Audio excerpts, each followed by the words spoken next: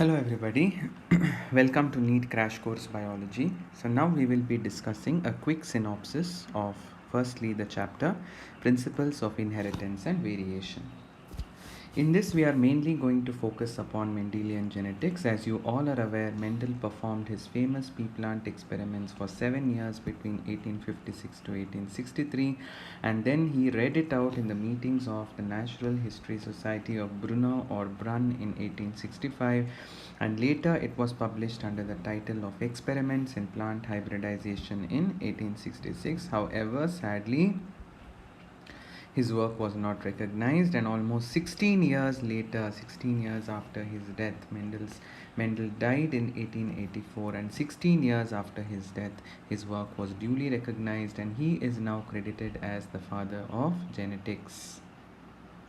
What did Mendel study? Mendel basically studied the garden pea plant, and they were basically exhibiting two contrasting traits. He basically chose a lot of contrasting traits which were expressed in the pea plant. Like, for example, he chose seven important pair of contrasting traits, or basically a total of 14 traits or 7 characters. And some of the most common characters and traits you must have heard of is tall and dwarf, and yellow and green seed, etc.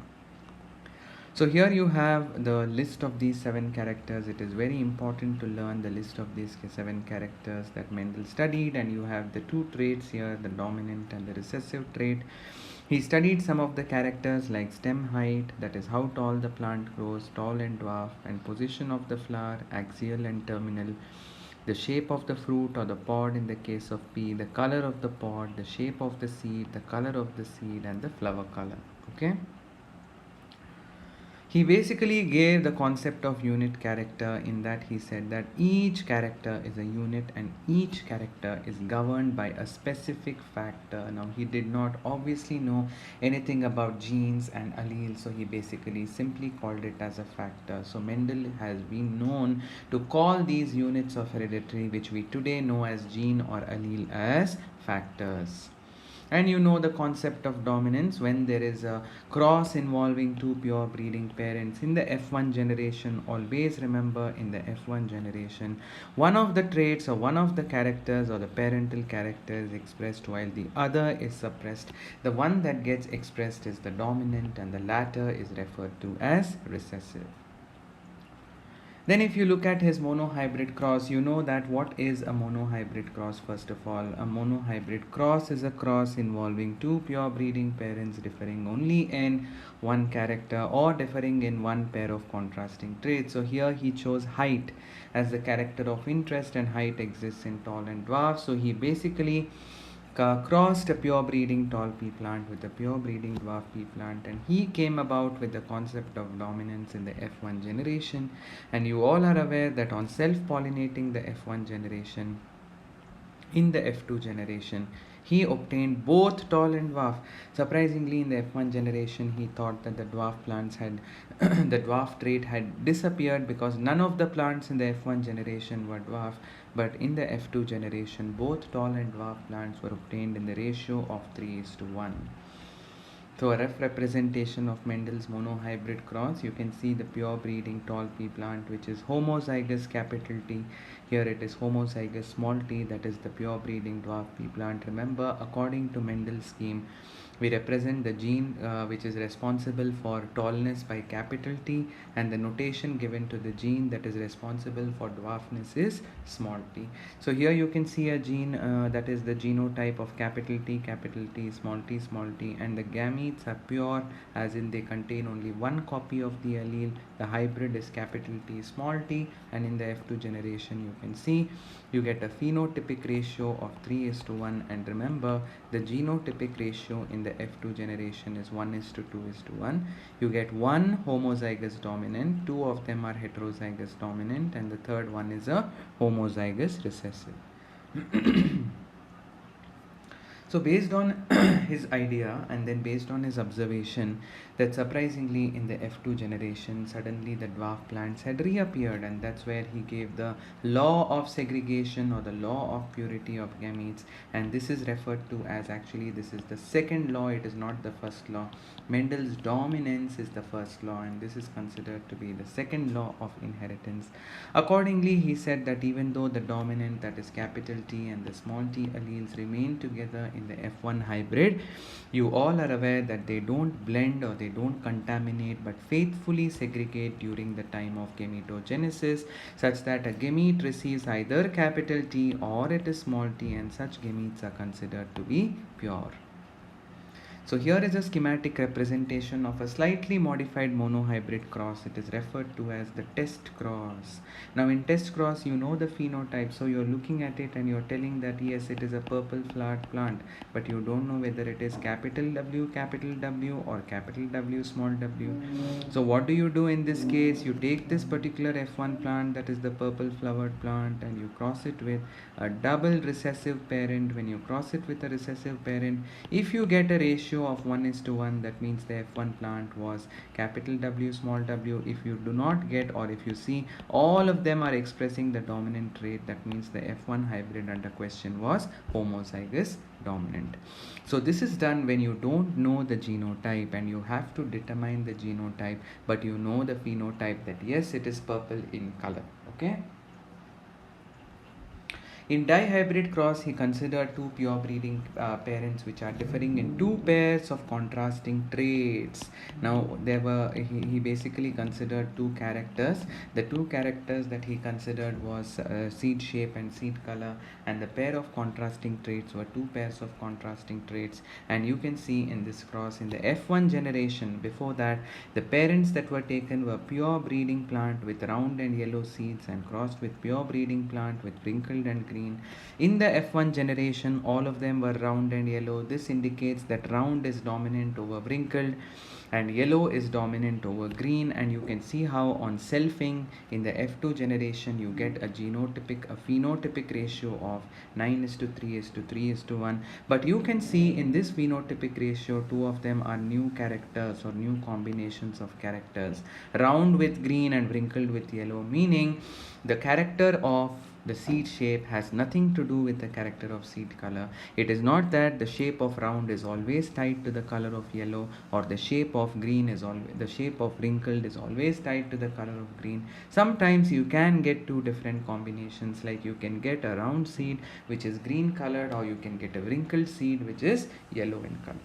This led to his next law, the third and the major law, which is referred to as the law of independent assortment. So remember, the law of independent assortment was the third law of Mendel. According to the law of independent assortment, he said that when there are two pairs of contrasting traits involved, one is round and one is wrinkled, one is green and one is yellow, the inheritance or the assortment or the separation or the segregation of one pair of characters or one pair of traits is independent of the other.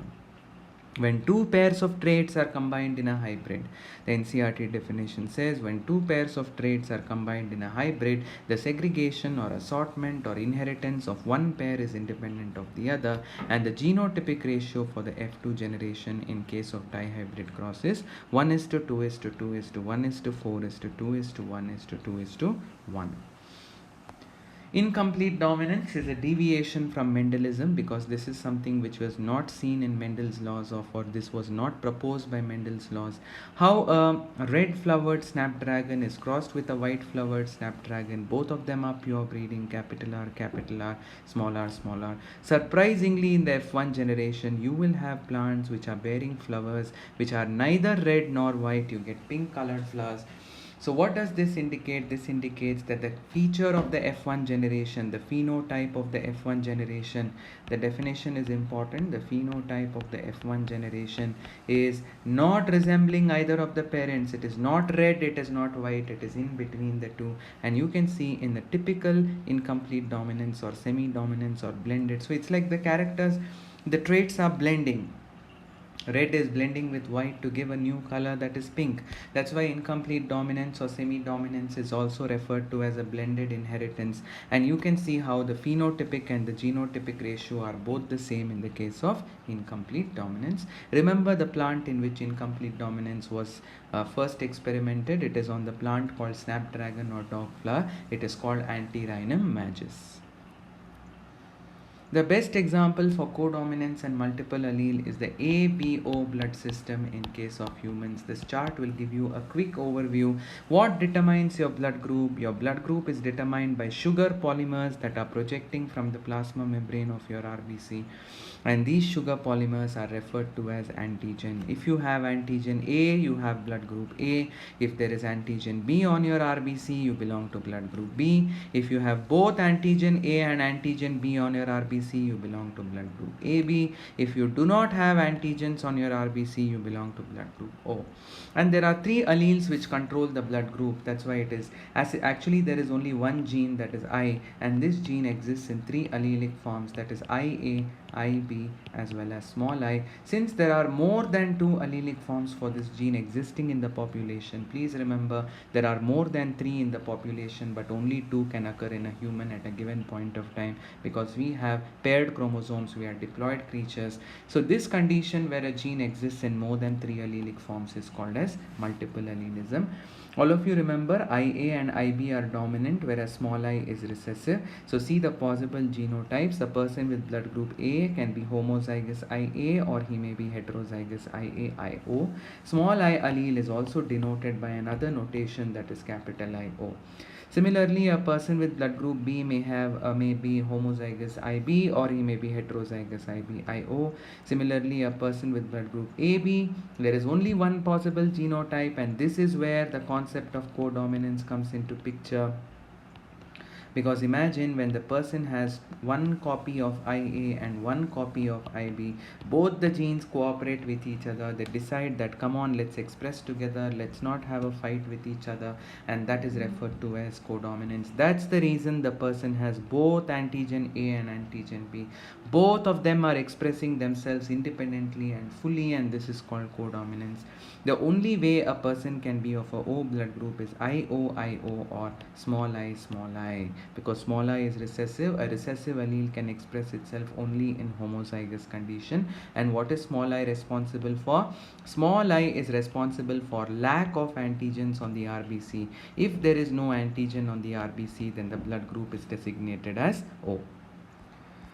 Accordingly, if you see some of the alleles, how the parents contribute, you can see that I want all of you to observe this table given in your NCERT textbook. Which parent is contributing which allele, and what is the genotype of the offspring, and based on the genotype, what is the blood group of the offspring. A lot of problems may be asked on the same. Please remember, if it is heterozygous IAIO, still you have blood group A, because all of you should remember one thing: the small I allele or the IO allele is recessive, so it is always allowing the dominant to express itself. When does the small I allele express itself? Only in a double recessive condition that is observed only in one blood group case, that is blood group O. What is pleiotropic gene? A single gene product having more than one effect. The best example is starch synthesis. There are two alleles which control the starch synthesis in pea plant. One is capital B and one is small b. Now this gene, that is capital B and small b, they are not only responsible for the size of the starch grain in the seed, but they are also responsible for the color of the they're also responsible for the shape of the seed. So please remember that one gene is not only controlling the size of the starch grain, but it is also controlling the shape of the seed. And this kind of an example where one gene product has multiple effect is referred to as pleiotropy. In pleiotropy, in this particular case, you can see a peculiar phenomenon. When capital B and small b come together, even though the seed shape will be round, that means it shows a case of pure dominance. However, the starch grain will not be larger in size or smaller in size. It will be intermediate size starch grain. So this indicates that because of the intermediate size starch grain, one thing that you need to remember here is that When it comes to the shape, it exhibits pure dominance. When it comes to the shape of the starch, the size of the starch grain, it exhibits incomplete dominance or semi-dominance. This shows that dominance is not an innate feature of the gene. It depends upon what product the gene is producing and how it interacts with the other gene product and what kind of an influence it has on a specific chemical pathway within the cell. So remember, in pleiotropy, you can also see that there are two different scenarios where a heterozygous plant can exhibit like capital B, small b. Although the seeds are round, the starch grain inside the seeds are of medium size or intermediate size. So if you look at it from the perspective of the seed shape, it is pure dominance. If you look at it from the perspective of the size of the starch grain, it is semi-dominance. Reasons why Mendel's work remained unrecognized for a long time is because communication was not as quick as it is today. There was no social media, there was no internet, so Mendel could not widely publicize his work, and many people did not believe. Many people did not believe that Mendel said that the factors are discrete. There is no blending. The first concept is law of segregation, where there is no blending or contamination between the factors. But those classical biologists back then and geneticists back then, they were very fascinated by the idea of blending, and therefore they could not agree with Mendel.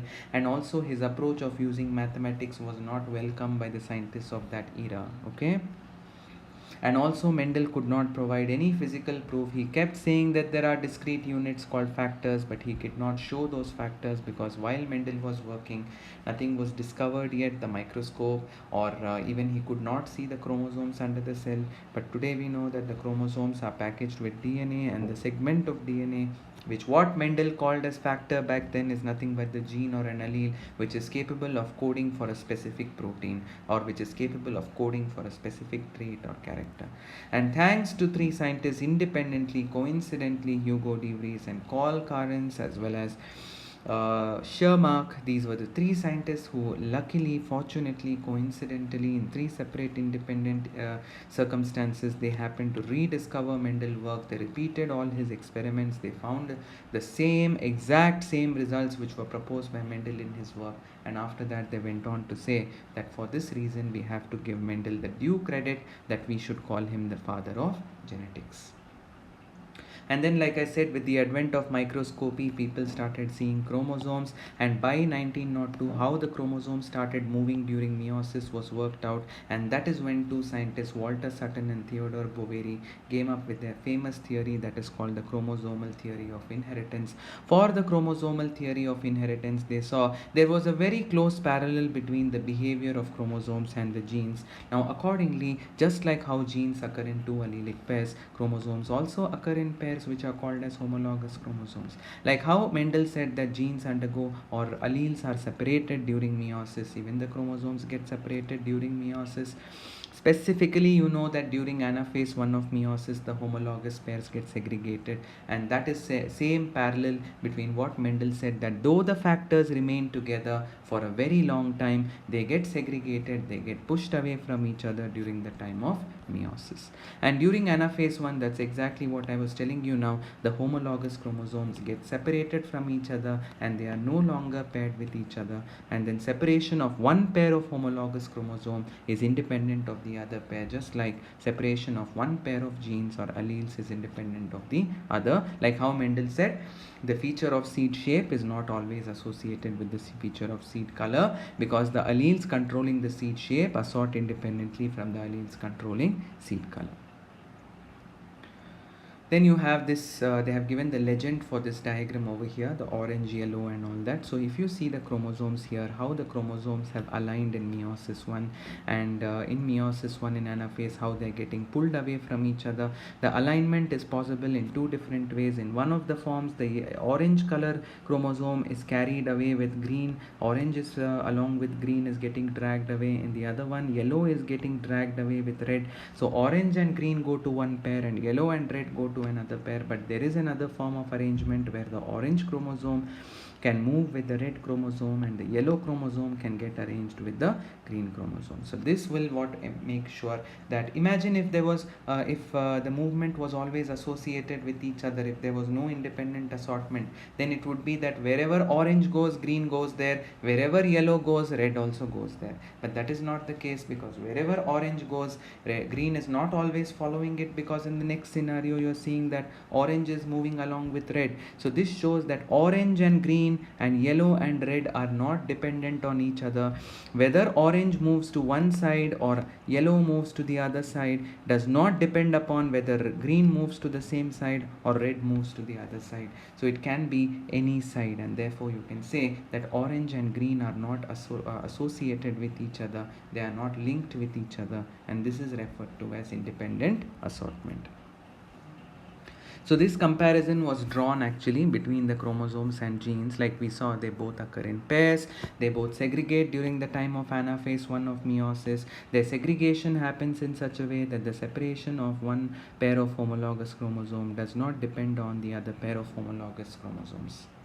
And this was the argument of Sutton and Boveri, that they said that there is something which carries the gene, and that vehicle of the hereditary material, the vehicle that carries the gene, is the chromosome. And they basically united their knowledge in the chromosomal segregation and Mendelian principle, and they said what Mendel had said many years ago is exactly correct, and they unified that concept as the chromosomal theory of inheritance.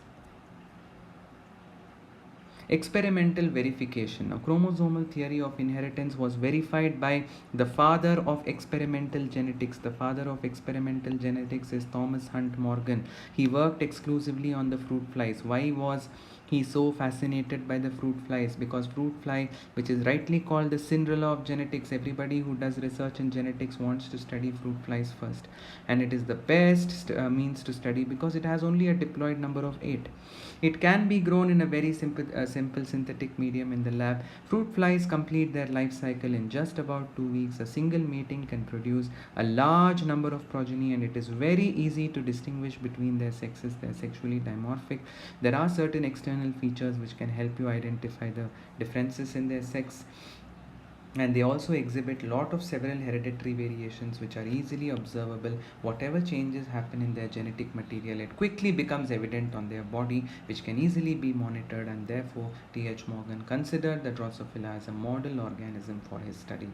Now, in the concept of linkage, what T.H. Morgan identified is if two genes are located closer to each other. Now see here, this is a gene which is coding for the yellow body, and this is a gene that is coding for white eye, and Y plus is a gene that is coding for, whenever you see a plus sign in the gene, that means it is wild type or dominant, and whenever you see no plus sign, it means it is a mutant. A mutant is a modified allele, is a recessive allele. So a female which was mutant with yellow body and white eye, she is homozygous because she carries 2 X chromosomes, and the genes are located on both the X chromosome. Why here only the genes are shown in one of the chromosome? Because the light blue chromosome is the X chromosome and the dark blue chromosome is the Y chromosome. They are non-homologous. So whatever genes you find on the X chromosome, you will not find them in the Y chromosome. And so that was crossed with a male which had a gray body, a brown body, and red eye.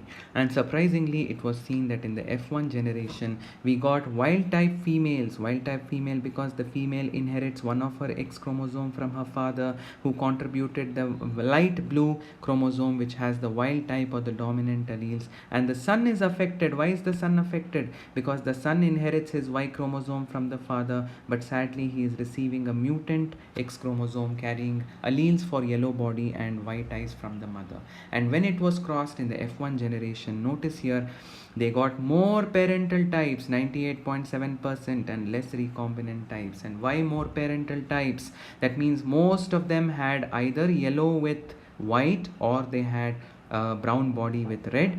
Very few of them, you can see here, new traits are found, that is brown body with white eyes is there, and here you can see there is yellow body with red eyes. So new characters were very less, only 1.3%, but parental characters were very more. Why? That means that the gene Y and W are very close to each other.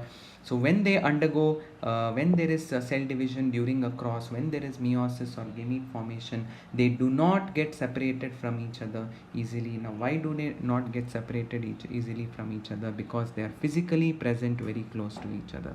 When two genes located on the same homologous pair are physically located so close to each other that they produce more parental combination in the F2 generation than the new combination, then we call this phenomenon as linkage. And a linkage is basically determined by the distance between the two genes. The closer the genes, the lesser is the recombination frequency. So recombination frequency and the distance are basically inversely proportional. Okay, so recombination frequency will be lesser if linkage is very, very stronger. So you can consider it like this. You can say linkage is inversely proportional to recombination. That means if recombination frequency is less, that means the linkage is very, very strong. In the first example, you can see the recombination frequency is very less, that is 1.3% only. That means the linkage is very strong. That's why if you see the picture, they have shown the Y and the W chromosomes are present very, very close to each other. In the second experiment, if you see, the recombination frequency has increased to 37.2 chromosome. That is because if you see the chromosome, the gene considered here is basically the white eye as well as the miniature wing. You can see how the genes are present very, very far away from each other. If the genes are far away from each other, we say that the linkage is loose and we get a very high recombination frequency. If the genes are present very, very close to each other, we say that the linkage is tight and we get what? A very low recombination frequency of 1.3%. Types of sex determination, in this case XXXO type of sex determination, is seen specially in insects where all the eggs bear X chromosome, but 50% of the sperm will have X chromosome and the other 50% do not have X chromosome. This type of XXXY type is called as male heterogamety because the male is XO. That means the male is the one who is going to produce two different types of gametes, 50% with X chromosome and 50% without any sex chromosome at all.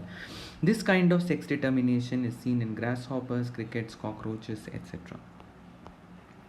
Now the most famous type of male, again this is a type of male heterogamety. As you can see, male is XY chromosome. Now male heterogamety means the male produces two different types of gametes. Here the male produces 50% of the gametes with X chromosome and the other 50% of the gametes with Y chromosome. Again the female is homogametic here because the female produces all eggs with only X chromosome. This is called the ligase type of sex determination. It is seen in Drosophila as well as in humans. So we saw that in case of both, we say that the male is the one that is producing two different types of gametes, and since the male is the one that is producing two different types of gametes, we call this as male heterogamety.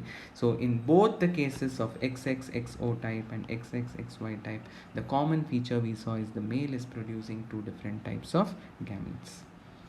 Then we have another peculiar type of sex determination where notice how the female is ZW type. She has two different allosomes or sex chromosomes which are unlike, that is Z and W, and the male has two alike sex chromosomes, that is Z and Z. So this condition where the female has two unlike sex chromosomes is referred to as female heterogamety. So now can you guess, based on your memory, who produces two different types of gametes? Yes, you're right. The female is the one who produces two different types of gametes.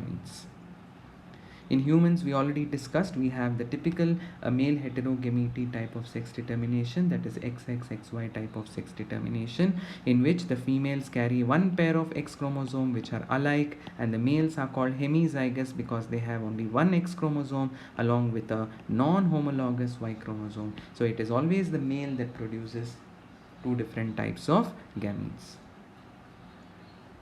What exactly is mutation? Any kind of alteration in the DNA sequences. Ultimately, it is not just alteration that can make it a mutation. There should be some kind of a change which is reflected in the phenotype or the visible appearance of a particular organism. Sometimes a gene gets mutated whereas few nucleotides are deleted. It is called deletion. Sometimes new nucleotides are added. It is called insertion. Sometimes a nucleotide is represented more than once. It is called duplication. So moving on to genetic analysis, the best way to identify genetic disorders or genetic issues in case of humans is, because in humans you cannot conduct controlled crosses like in other organisms. So the best thing would be to take the family history of a particular, and therefore of a particular disorder, like say for example a person is suffering from a genetic disease. Try and identify if anybody in his immediate family is suffering from, or did he get it passed on from his grandfather, or some of his distant relative might have it, and that shows that it is within the gene pool of the family. So basically what you're going to do is you're going to collect all the data from the past of a particular person and from the family of a particular person, and you are going to represent it in the form of a graphical representation, which is nothing but in the form of a family tree. Okay. So these are some of the common symbols that are used in pedigree analysis. If you write a square without shading it, it's a male. If you show a circle, it's a female. If you put a diamond sign, that means, say for example, there was somebody in your ancestral family, say in your great great great grandfather, or say your great grandfather had some 10 children, and you do not know if the last child was, say, a male or a female. You don't have sufficient data about whether the child was a male or a female. So the best thing to do is put a diamond sign, because the sex is unspecified. And if you shade it like it is shaded in red over here, that means all these individuals are affected with some kind of a genetic disease, and therefore they are sufferers of some kind of genetic disorders. If you connect them with a single horizontal line, that indicates marriage or mating. If you connect them with two horizontal lines, that means they have married within close relatives. It is called consanguineous mating. And if you show a vertical line coming out of the horizontal line, and you show these two other symbols over here, then this represents the first generation, the progeny, that are children born to them in the order of birth from left to right. So first they had a normal daughter, and then they bore a normal son. And then if you show a child represented in shaded condition here, that means they gave, like for example, this couple, that is the father and the mother, gave birth to a child who was severely affected by a genetic disease. And instead of writing 5 diamonds, say for example you knew that somebody had 10 children, out of them you don't know whether the 5 children were male or female, so you put a diamond sign and write 5 inside instead of writing the diamond sign 5 times. Okay.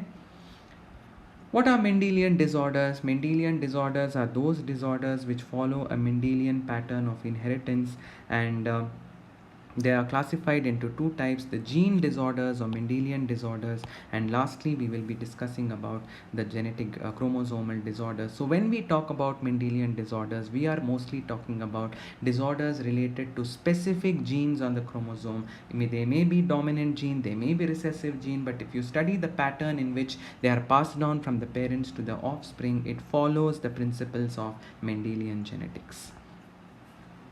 Most common Mendelian disorders are hemophilia, cystic fibrosis, sickle cell anemia, color blindness, phenylketonuria, thalassemia. We will be discussing a few, like for example, if you have a sex-linked recessive allele, that means it is a gene located on the X chromosome and it is not a dominant gene, H for hemophilia, but I've written small h because it is a recessive gene that is responsible for hemophilia. Now imagine a female who has two X chromosome is heterozygous for this, meaning she has small h on the other. On the other, if I don't write anything, it is understood that there is a capital H. So she will not be a sufferer. This particular female will be a carrier because she is heterozygous for the hemophilic allele. Now, when can a female be hemophilic? It's very rare for the female to be hemophilic. That means on both her X chromosomes, she should carry a small h allele. Then only she will be a female who is affected by hemophilia. And what about male? Male is very easily hemophilic because a male carries one X and one Y chromosome. Even if he has a single copy of small h on the X chromosome, there is no corresponding dominant on the Y chromosome to suppress it. So even with a single copy of small h on one of his X chromosome, the male becomes affected. So it is very, very commonly seen in the case of male, and this condition where male has only one X chromosome is called hemizygous. So bear in mind that males are most frequently affected By this disorder, because males, all they need is just one X chromosome inherited from their mother, a mother who is a carrier. So there is no allele for hemophilia on the Y chromosome. That's why hemophilia is referred to as an X-linked genetic disorder. It is called X-linked because it is restricted to the X chromosome. In sickle cell anemia is a different case. It is mostly an autosomal recessive gene. There is a gene called HBS which is responsible for abnormal hemoglobin, and this is what causes a condition that is called sickle cell anemia. Now, sickle cell anemia, as the name itself indicates, the gene is not located on the sex chromosome, the genes are located on the autosome. So what if a person has two copies of HBS and that is HBS and HBS on his autosome, that is on his first, any one out of the first 23 pairs of chromosomes, then he is affected. So this is an affected person. It is irrespective of sex here, because it is not the sex chromosome that is carrying this gene, it is the autosome. What if a person has HBA and HBS? If a person has HBA and HBS, it is said to be a person will be a carrier. He will not suffer from sickle cell anemia, but he will be a carrier. But if a person has two normal alleles, that is HBA and HBA, then he will be a perfectly normal person. So which is the allele responsible for normal hemoglobin production? It is HBA. It happens to be dominant. And which is the allele responsible for abnormal sickle cell anemic hemoglobin production? It is designated a notation of HBS. And what happens in hemoglobin is, in hemoglobin there are two chains, alpha and beta chain. In sickle cell anemia, it is the beta chain of hemoglobin that is affected. In the beta chain of hemoglobin, in the 6th position, there are so many amino acids in the beta chain, about 146 amino acids in the beta chain. Out of them, the 6th amino acid is normally glutamic acid, but in this person it is replaced by valine. So remember, in the beta chain, out of all the 146 amino acid, the 6th amino acid, which should be glutamic acid, in this case it is replaced by valine. Phenylketonuria is another genetic disorder, and this is also a gene that is autosomal and recessive. Say for example, I will give it the notation of capital P for normal gene and small p for a gene responsible for phenylketonuria. You can imagine a person who is small p will be affected by this condition referred to as phenylketonuria. Why should the person have two copies of small p? Because it is understood that whenever an allele is recessive, a recessive allele can express itself only in what condition? Only in homozygous condition. So for a recessive allele to express itself, it should always be in a double recessive or a homozygous condition. And the affected individual here, phenylketonuria, is also called inborn error of metabolism, because the affected individual will not have an enzyme here. The enzyme that is missing is called phenylalanine hydroxylase, which is responsible for the conversion of an amino acid called phenylalanine to tyrosine. As a result, phenylalanine will keep accumulating in the system. It will get converted to a more toxic form that is called phenylpyruvic acid, and when the phenylpyruvic acid accumulates in the brain, it results in mental retardation, and it is also lost in the urine because it is poorly absorbed by the kidney. Okay, so with this we complete all the genetic disorders, most of it which are important for your NEET exam. So I think the next chapter that we will be, so we are left with chromosomal disorders.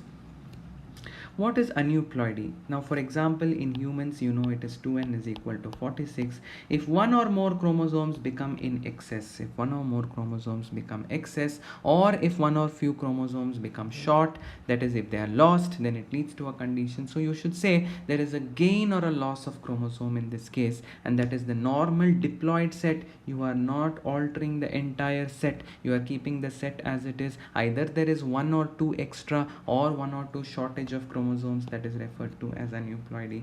Why there are such imbalances created in the chromosome? That is because of failure of normal segregation. You all know normal segregation happens during anaphase 1 of meiosis 1, during cell division. During gamete formation, if this does not happen normally, then it results in this condition that is referred to as aneuploidy. So we say that it is due to non-disjunction that is happening during cell division that results in a gain or a loss of chromosome. So we saw that there is either generally we have 46 chromosomes, we have 22 pairs of chromosomes, 22 pairs, 23 pairs we have, 22 pairs are referred to as autosomes, and one is referred to as sex chromosome. Out of the 22 pairs, maybe one pair has one extra, then you can imagine that pair will have 3 instead of 2. Or if you imagine out of the 22 pairs, in any one pair, if I remove one chromosome, instead of 2 there will be 1. See, for example, loss of one chromosome from a pair in a diploid set, it is 2n minus 1, then that sadly that pair has become single, that is called monosomy. And if there is an addition to a pair, the pair becomes a trio, it is called trisomy. If I remove both from a pair, I am completely eliminating one pair. Say from 23 pairs I remove, say from 22 pairs of autosomes I remove one pair, then the number of autosomes in your genome becomes 21 pair, that is referred to as nullisomy, because you are removing both the members, the entire pair you are removing. Suppose you add two chromosomes to a pair, to the same pair, then you will see that in a pair, because 2 is added, it is 2 plus 2, 2 of a pair plus 2 that is added, which is 4, and that's why this condition is called tetrasomy. You all know about Down syndrome. Down syndrome is autosomal trisomy. That is because the 21st pair has an extra chromosome. So in the 21st pair, I told you that we have 22 pairs of autosomes and one pair of sex chromosome. In the 21st pair of autosome, there is one extra chromosome, and as a result of which what happens, the 21st pair has 3 instead of 2 chromosomes, and therefore it is referred to as trisomy. So it is having a chromosomal complement of 45. Why 44 plus 1? Because 1 is extra. The sex is not altered here. It may either be, the fetus may be a male or a female. The chromosome under question is not an allosome or a sex chromosome, it is an autosome. The affected individual is short-statured with round head, furrowed tongue, and partially open mouth. Palm has a characteristic palm crease, and physical, psychomotor, and mental development is retarded. In Klinefelter syndrome, all of you notice it is allosomal trisomy or allosomal hyperploidy. Hyperploidy because one chromosome is excess. So there is, you can say, one X chromosome is in excess over here. The individual is a male, however, he does show feminine development like gynecomastia because of the presence of an extra X chromosome. That's why, since Klinefelter syndrome mostly affects the sex chromosome, it is called allosomal trisomy. Turner syndrome is again is allosomal hypoploidy or monosomy, because imagine if from a female, that is XX chromosome, if one of the X chromosome goes missing, then what will it happen? It will result in a condition called X0. 0 refers to absence of the other pair, or basically presence of just one solo X chromosome. So the person will have 44 autosomes plus the person will have XO. So you can just write it as 44 comma XO. Okay, so the total number of chromosomes will be equal to how much? The total number of chromosomes will only be equal to a total of 45 instead of the normal diploid number of 46. Because this female lacks one of the X chromosome, the number is 45, and she will have 44 autosomes, and she will have only one solo X chromosome, and therefore the features will be, the female has rudimentary ovary, lack of secondary sexual characters, and the female will be sterile and will not be able to produce or bear children. So with this, we complete the synopsis of the chapter Principles of Inheritance and Variation. Now let us move on to a quick synopsis of the chapter Evolution. You all know about evolutionary biology being a branch of science that mostly deals with the study of history of life forms on its earth. And we also, in this chapter, forms on earth. So life forms on earth is basically being dealt with in the case of evolutionary biology. Throughout the years, the millions and millions of years that have passed, we have only seen there's one thing that is constant: change. Change is the only constant. New organisms have come from previously existing or pre-existing organisms, and in this chapter we are not concerned with the evolution of non-living things. We are only concerned about evolution of living forms on this planet, and that's why it is referred to as organic evolution. How did the life first originate? The theory of panspermia or cosmozoa suggests that they were meteorites which were passing through the Earth's atmosphere, which carried in them the spores or the germs of first life, and when they happened to collide with the Earth, they inoculated these early germs of life onto our planet. However, today some of them do believe in this theory that life came from outer space and from some other alien planet, and this was strongly supported by Richter in the year 1865. The theory of abiogenesis or spontaneous genesis says that life originated suddenly and spontaneously from decaying and rotting matter. See, how did decaying and rotting matter like straw, mud, etc.? Like, so for example, people saw when ponds dried up, they saw fishes dying, fishes fighting for their lives at the bottom of the pond, and they thought the bottom of the pond, which had the mud, had transformed magically into the fishes, and they thought that raindrops magically transformed into fishes and frogs and toads, and they saw that they also thought that the hair on the horse's tail magically transformed into earthworms. So all this was misconception and myth that people believed in, that from decaying and rotting matter life can exist. But however, even great philosophers like Aristotle and Van Helmont supported this particular theory of abiogenesis, and you all are aware how Louis Pasteur, through his ingenious set of experiments using swan-necked flask and also using the killed yeast broth, he proved that life cannot originate spontaneously from decaying organic matter. Like how when he boiled the broth and kept it open in the flask, he saw that the broth was contaminated with germs,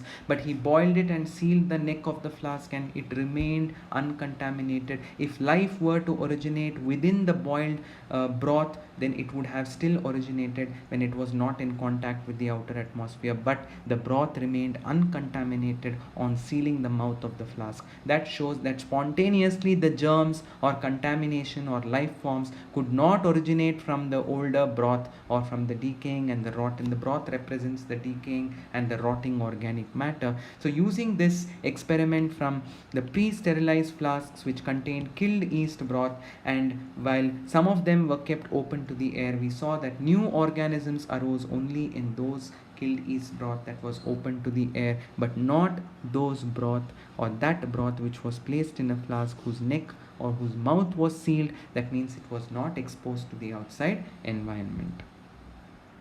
The most widely accepted theory, very, very convincing, is the theory of biogenesis, that life originates from pre-existing life. However, there is a problem with this. It only talks about continuity of life. It does not talk about the origin of life. And this was supported by Oparin and Haldane, and they were the first ones to say that life initially happened through abiogenesis. Abiogenesis first and biogenesis later. And they said that the first form of life could have originated from non-living, very, very important, non-living organic matter like RNA, protein, etc. And later, when the first cell took its shape, the life always came only from that pre-existing life. So the first life came from non-living, and then on the life came only from the first life that came into existence. So it is abiogenesis first and biogenesis ever since, which is supported by Oparin and Haldane.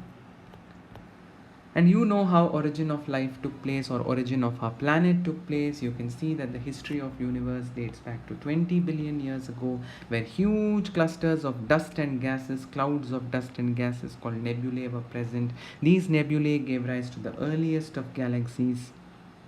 And in galaxies, solar systems evolved, where there was a revolving hot ball of gases which became our sun, and surrounding them the revolving belts of gases broke off into fragments and gradually developed into planets. And you know, the most widely accepted theory to explain the origin of universe is that there was a singular massive explosion of unimaginable proportions, which constitutes the Big Bang theory, which was given by Abbe Lemaitre. Now, to prove the theory of Oparin and Haldane, that was the, what is Oparin and Haldane say? Oparin and Haldane believed in the biochemical theory, the naturalistic theory, the physico-chemical theory, or the theory of chemical synthesis, which is basically what? Chemical evolution. They believed that life, the very first life, came from non-living substances, and then ever since life came only from the pre-existing life. So that was the experiment, the proof for this particular theory, that is by Oparin and Haldane, was given by Urey and Miller's experiment in 1953. The conditions that they considered, they took a glass apparatus, they constructed a glass apparatus consisting of a boiling water on one end and a spark discharge chamber with tungsten electrodes, and they introduced a mixture of gases, methane and hydrogen and ammonia. Include hydrogen here.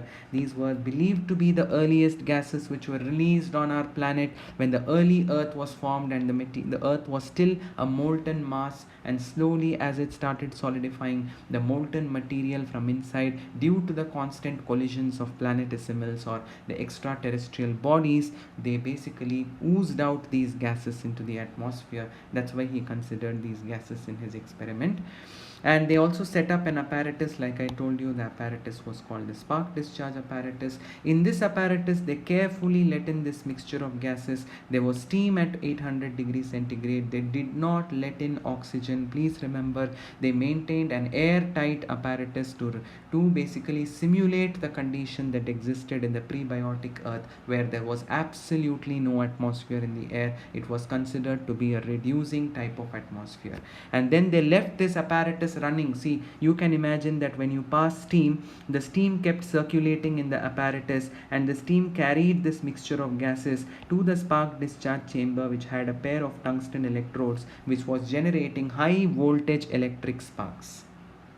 Okay, and then the high voltage electric sparks generated in the spark discharge chamber, the gases were passed through. After they passed through the spark discharge chamber, the gases were allowed to get condensed by passing them through a cooling jacket or a condenser, and they were collected in a U-trap, a liquid that was collected. They actually collected a red colored liquid in the apparatus after running the experiment for about a week's time, and on analyzing the chemical composition of that liquid, surprisingly they saw that the liquid contained a lot of organic acids and pigments and carbohydrates, as well as, most importantly, purines and pyrimidines and amino acids, which are all believed to be the building blocks, the simple organic monomers, which are the building blocks of life. Okay, so that was about the Urey-Miller's theory, as well as the Urey-Miller's experiment, that is Stanley Miller and his professor Harold Urey way back in 1953.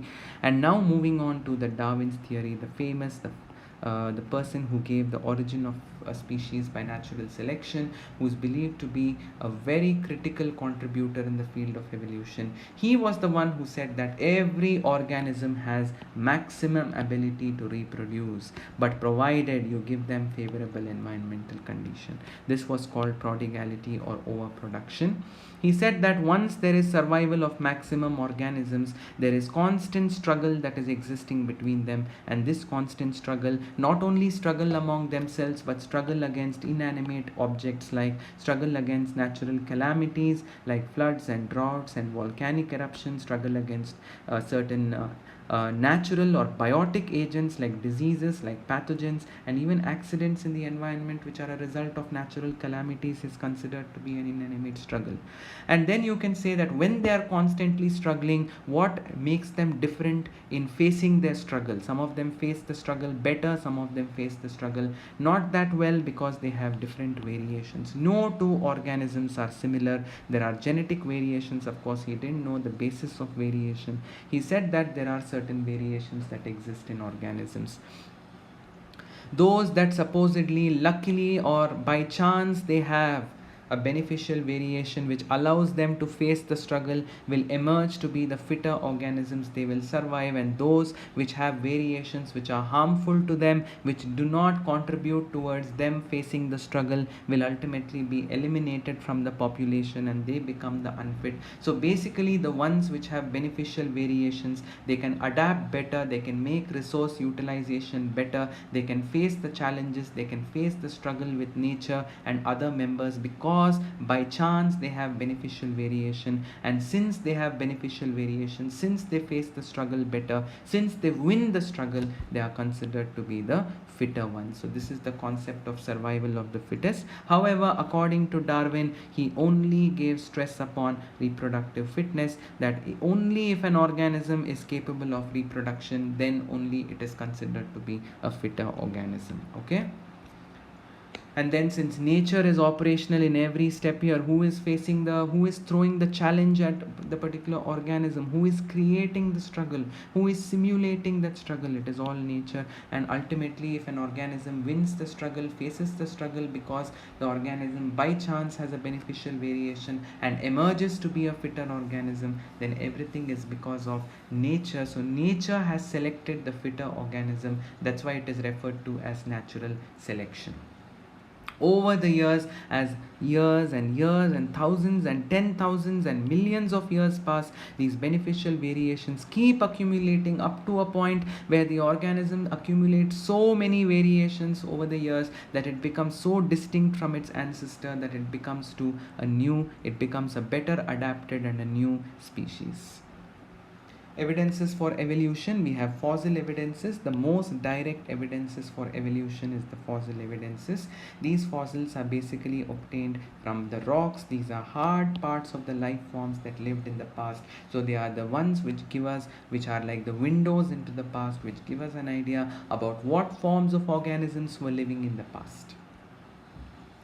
Some fossils can resemble the modern organisms that they represent. See, even dinosaur fossils have bones, and their anatomy of their bones is very similar to the reptiles that are living today, isn't it? The skull, the temporal fossa that they have in their skull, the position and the kind of dentition they have, everything resembles reptiles of today. So some fossils resemble modern day organisms, and that is what made Darwin think that probably all of us are related in this web of life, and that all of us came from those organisms which were living in the past, and that shows that there is continuity of species that has occurred over several millions of years, isn't it?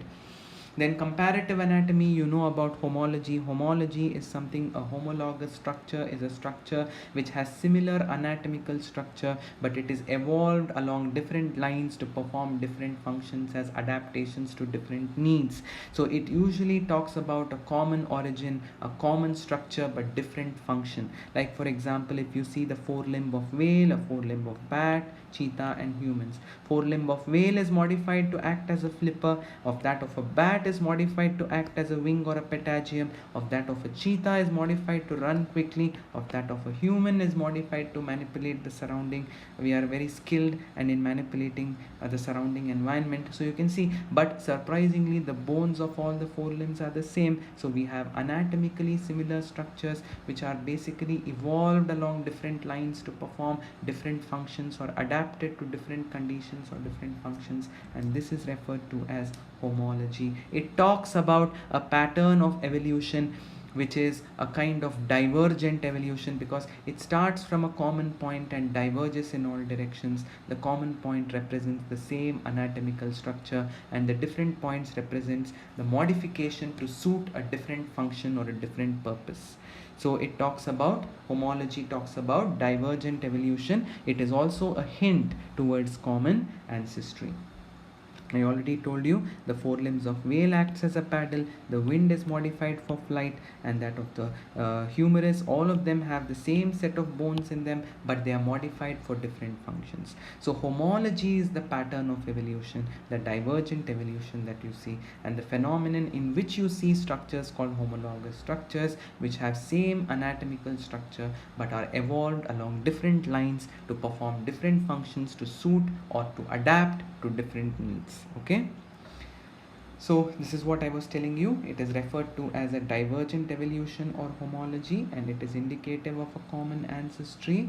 And like I said, it evolves along different directions, along different lines as adaptations for different needs, but they have the same basic organization or the same anatomical structure.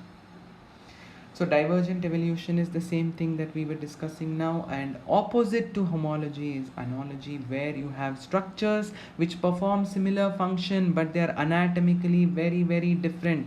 They look alike, they may not necessarily look alike. I'm sorry that it is mentioned look alike. It's not necessarily look alike, but they are performing the same function, but they are not anatomically similar. So what differentiates them is their anatomy, and this is why this is referred to as the convergent evolution. Different anatomical structures modified for the same function. The convergence point is the function, and that's why it is called convergent evolution. Or analogy also talks about different ancestry. Eye of octopus is very very similar to eye of mammal in that we function the same. Both of them are meant for vision, but their structures are entirely different. Flippers of penguin and flippers of dolphin are meant to swim, but the structures are different. Sweet potato and potato are meant for storage of food. Function is the same, but sweet potato is a root modification, potato is a stem modification. So by these examples, I think it is quite clear to you what analogy means. Artificial selection by man. Now over hundreds and hundreds of years we have bred so many different animals, so many different plants.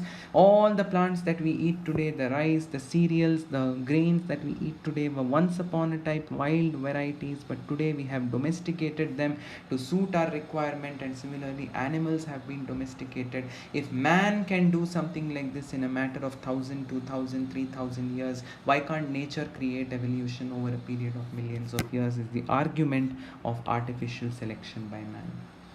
Industrial melanism is a very good example of how you saw that in a collection of moths made in 1850 before industrialization. So during the late 19th century there was industrialization that started. Before industrialization in England, most of the moths were light colored or white winged moths, but later there was a drastic shift in the population to having more number of dark winged moths. That is because after industrialization the trees got covered in soot, and the white winged moths were very easily visible to the predatory birds, and the black winged moths has a selective advantage because these moths would rest on the tree trunks during the daytime, and that is when they would be preyed upon by their birds. This clearly shows that the bird is the selecting agent over here, and the white winged moths have an advantage in conditions which are unpolluted, and the dark winged moths have an advantage, and the shift in population is a very good classical example for natural selection.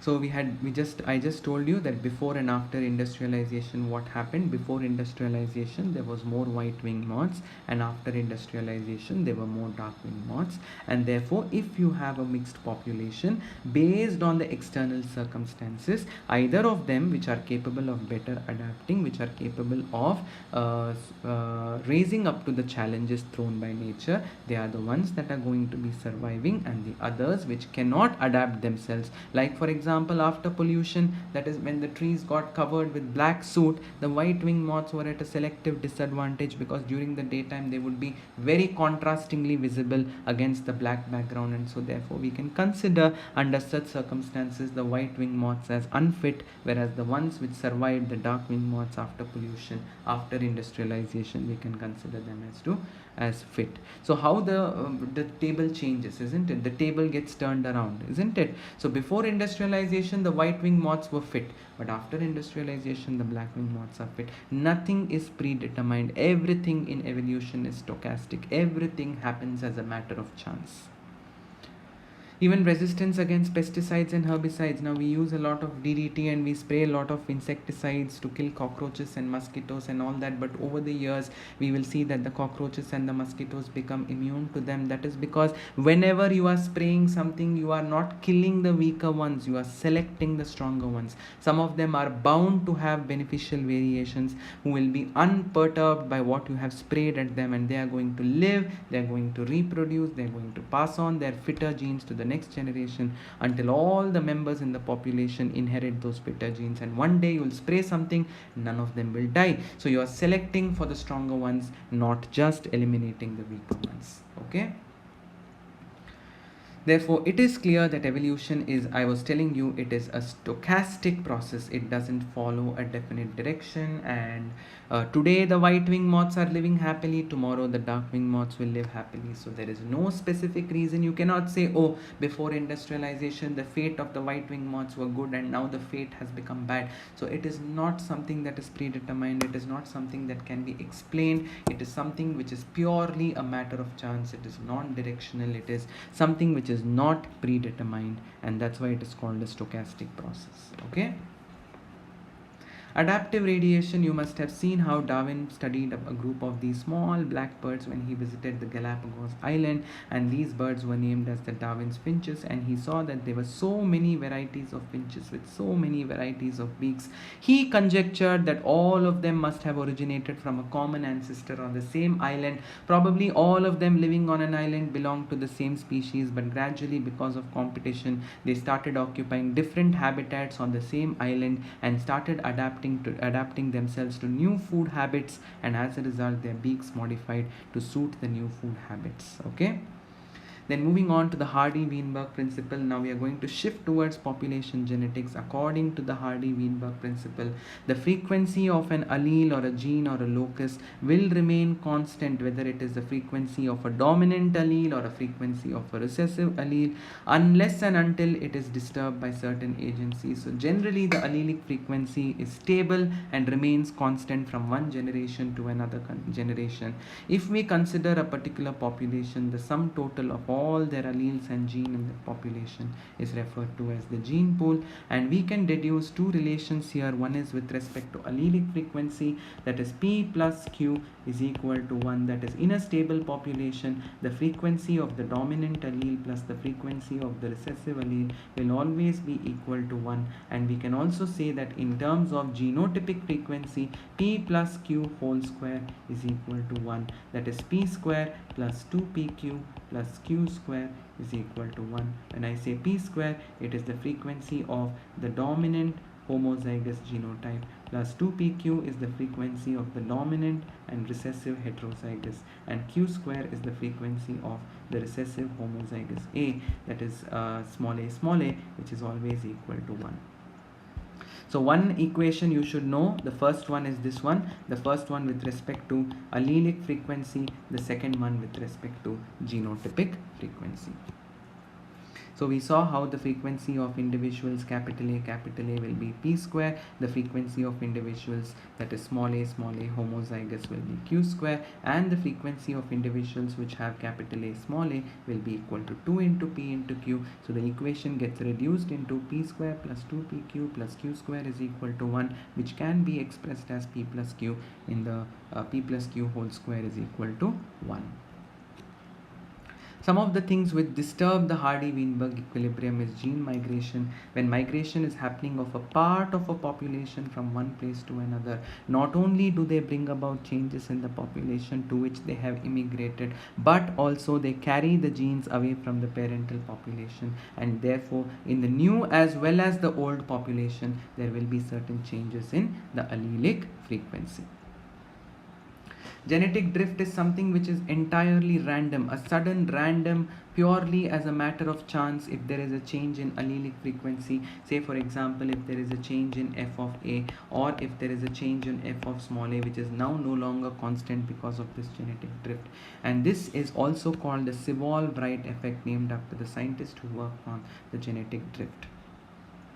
And you can also talk about another phenomenon which is a separate concept from genetic drift. It is called founder's effect, where individuals which migrate to a new area, which set up a new population of their own, which establish a new gene frequency in that new area, and those few individuals which dared enough to leave a population and establish a new population at a new habitat are called founders. And these members, the drifted population, the original drifted population, are considered founders, and this effect is called the founder's effect. Mutations are sudden, large, inheritable changes. Of course, if mutation happens, the frequency of the allele can change, and recombination also during sexual reproduction brings about reshuffling of genes that can cause changes in gene frequency. So ultimately what happens here is we can also say that until and unless there is any disturbance, everything remains constant. That is the idea behind Hardy-Weinberg equilibrium. But seldom is this possible in natural population, because in natural population lot of changes are happening. So Hardy-Weinberg equilibrium is more or less a theoretical concept, because in practicality most of the populations are constantly under changes, and therefore allelic frequencies are bound to change. And it is important to know the different types of natural selection. If one of the phenotype is favored, then it is called directional change. If both are favored, like for example, if there are plants which are tall and dwarf in a population, if only plants are tall, that is only one phenotype is being favored by nature, then it is called directional selection. If there is a mixture of tall and dwarf plants equally, then nature is selecting both tall, which is one extreme of a phenotype, and dwarf, that is the other extreme of a phenotype. So when both extremes of a phenotype are selected by nature, it is called disruptive or diversifying selection.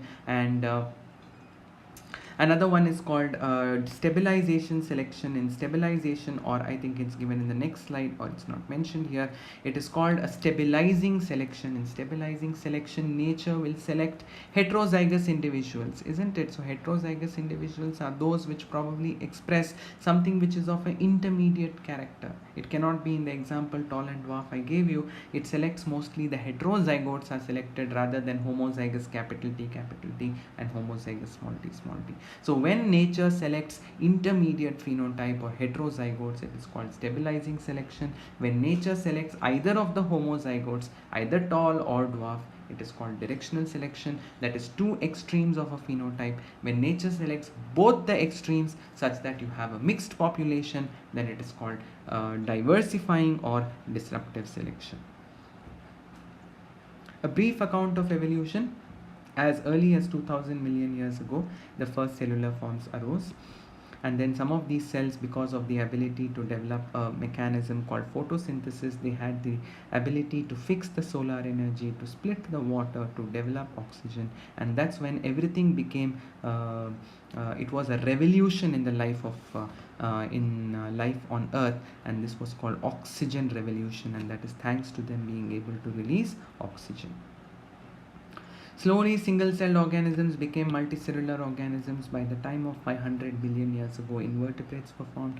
Jawless fishes, we have only one representative today called Cyclostomata, probably evolved as early as 350 million years ago. Seaweeds, the earliest algae and few plants existed 320 million years ago. The first organisms that were to reach land were plants, the land vascular plants, and then later animals moved on to land. Then fishes came which had stout and strong fins. For example, you have this was about 350 million years ago. One such fish was actually thought to have become extinct, but in 1938 it was rediscovered off the coast of South Africa. It happened to be a lobe fin called a coelacanth. It is called a lobe fin because at the base of its fin it has a lot of flesh. So fleshy fins, like as if the fins were meant to function like arms, like limbs. So that means they could walk on the seafloor, and that means probably they came from the ancestors who could literally creep onto the ground whenever they wanted, breathe on the ground as well, and then go back to the sea as and when they wished. And therefore these are probably the early ancestors of what we see today, that is of both modern day frogs and salamanders. And then we have the amphibians that became reptiles, and reptiles such as turtles, crocodiles and tortoises. And then reptiles became so dominant and so varied in their shapes and sizes that they became the dominant organisms on this planet. And then came giant ferns which were buried into the earth's crust, and today which have formed the coal deposits which we are reaping the benefits of it today. And then there came fish-like reptiles called ichthyosaurs by 200 million years ago. And then the most important dinosaurs came into existence, the golden era of dinosaurs during the Jurassic period. One of them was the tallest of all and the most dreaded predator, which was called the Tyrannosaurus rex. And by 65 million years ago, during the Cretaceous period, sadly the dinosaurs became extinct. Nobody really knows why they became extinct. Some say it was climatic changes, some say there was a meteorite collision, but some say most of them, the fitter ones evolved into the birds, the unfit ones got eliminated from the planet. Correct?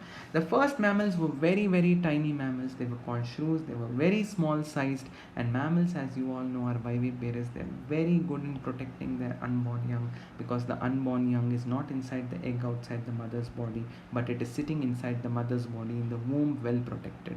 So mammals were also very clever and intelligent in sensing and avoiding danger, at least. That's why probably we are so successful on this planet today. When reptiles came down, mammals took over the earth, and there were a lot of mammals in South America like horse, hippopotamus, bear, rabbit, etc. And then, due to continental drift, what collided with what? North America collided with South America, and very soon, mammals present in South America faced severe competition from mammals coming down from North America. But in animals, how come the pouched mammals or the marsupials survive? Because Australia probably got separated at a very early stage during continental drift, and you know that Australia is surrounded by sea on all sides. So how would these animals even migrate over there, and how would these other animals create a competition for the pouched mammals? So pouched mammals were living very happily in Australia without any competition, and that's why probably today we find them only in case of Australia. And there are some mammals which are completely adapted to a secondarily aquatic mode of life, because they need to come to the surface of water in order to breathe, like in the case of whales and dolphins and seals and sea cows are some of the few examples. Now in this chapter we are only going to focus upon the origin and evolution of man, which is a very interesting story of evolution. 15 million years ago came the Dryopithecus and Ramapithecus. Dryopithecus was more ape-like, whereas Ramapithecus was more man-like. Probably Ramapithecus is considered to be the ancestor of man. Then later they discovered few fossils in East Africa, that is in Ethiopia and Tanzania, and it revealed certain human-like features, and then it led to the belief that about 4 to 3 million years ago, man-like primates walked on the Eastern Africa. They were probably not more than 4 feet tall, but they walked upright. 2 million years ago, very fairly after compared to 4 to 3, 2 million years ago, which is more recent, they identified that Australopithecus probably lived in the East African grasslands. He hunted with stone weapons but essentially ate fruit. Some of the bones among the bones discovered were different, and then they gave rise to a clue that the first human-like being, the hominid, was called Homo habilis, and he had a brain capacity, the cranial capacity of 650 to 800 cc. He probably did not eat meat. Fossils discovered in Java in 1891 revealed the next stage, that is called the erect man, the Homo erectus. Remember, the Homo habilis is the one that probably started living a community life. That's why he's called habilis. He's also the able man or the skillful man. And Homo erectus came into existence from Homo habilis probably 1.5 million years ago. He probably ate meat, and his cranial capacity is much larger than Homo habilis. It is about 900 cc. And then came the Neanderthal man with a very large brain size, or a brain cranial capacity, or the volume of his cranium in the skull, that is 1400 cc. He lived near East and Central Asia between 1 lakh to 40,000 years ago. For the first time, he showed some kind of a cultural evolution as well, where he used to protect his body, covering his body with animal hide or skin, and they also exhibited certain rituals such as burying their dead. And then came Homo sapiens, which probably arose in Africa, and sometime during the Ice Age between 75 to 10,000 years ago, the modern Homo sapiens arose, isn't it? And then prehistoric cave art developed around 18,000 years ago. Agriculture came about 10,000 years back, and human settlement started. The rest of what we happened is the part of human history of growth and decline of civilizations. So you have to remember the major fossil forms like Homo habilis, Homo erectus, Neanderthal man, Homo sapiens, the earliest ones Dryopithecus and Ramapithecus. It is very important for you to also remember the cranial capacities. Okay, so with this we complete the synopsis of 2 chapters, that is Principles of Inheritance and the Evolution chapter. So thank you.